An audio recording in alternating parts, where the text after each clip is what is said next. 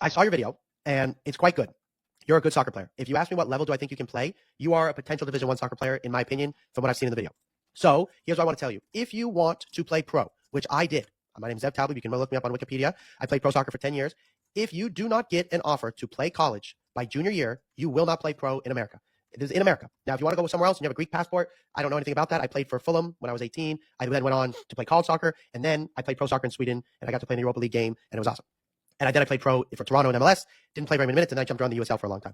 All of the reason I'm saying this is, unlike my other kids who also want to go pro, you have a Greek passport. So you actually have the opportunity to go abroad. So if you want to go pro, if you stay in America, the best way to go pro is to join an MLS team and then work up the ladder. If that does not happen, it's college. If you look at the pro world in America today, 80% of the kids played in college. So you have to go to college if you want to go pro. Those are the statistics.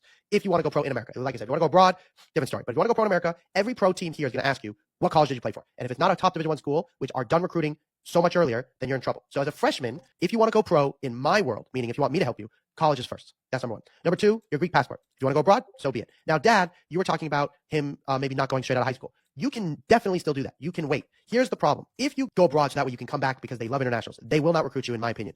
Most of the time in the recruiting process, and I get this all the time because we have a lot of MLS next kids, senior year, go play in Spain or Germany, and then they don't get recruited. The coaches need to see you in person 4 to 6 times every year. So Fest, for example, which I think you're probably a part of, or if you're not, we'll talk about that, or Flex, or whatever it is, they have to see you in person. Now, if to your point, they love internationals. These internationals, because I know them because I played in Sweden, are professionals, and they're 21 years old. So if you tell me you can go play for the professional team in Greece, and then you have to work with an agent, which is technically illegal, and you're asking a lot of things to go in your direction, I don't advise it. Which brings me to, if you work with me, you can still choose to take a gap year. Like, I think that might even be a good idea. You want the coaches to know who you are well before then. Because if you wait till after high school to then start getting in touch with these coaches, they've already recruited people. Like, that's crazy, especially the schools you want to go to. Somebody says to you in your world, internationals are really competitive, and I want to go pro. And then you wait till junior year and realize, well, I'm not getting as much traction as my friends, and or God forbid you get injured, or you realize you don't want to go pro, or you do want to go pro, but you also want to get an education, which is what happened to me. I was the same as you. I did not want to go to college. My parents were like, I moved to England. I tried. I really did not. My parents were even supportive, but they were always like, you're going to get an education.